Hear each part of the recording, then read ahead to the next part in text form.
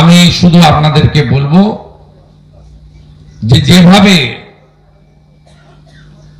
পশ্চিমবঙ্গে সনাতনীদের উপর অত্যাচার হচ্ছে, যেভাবে মুর্শিদাবাদের ধুলিয়ান শামশেরগঞ্জে বাড়িতে ঢুকে হরগোবিন্দ দাস, চন্দন দাস মৃত শিল্পী তাদেরকে পশু কাটার ছুরি দিয়ে খুন করা হয়েছে বা জবাই করা হয়েছে, হিন্দুদের বাড়িঘর বেছে বেছে পোড়ানো হয়েছে, তাই আমরা যদি ঐক্যবদ্ধ না হই, সংঘবদ্ধ না হই, তাহলে আগামী দিনে আমাদের পরিণতি বাংলাদেশের মতো হবে।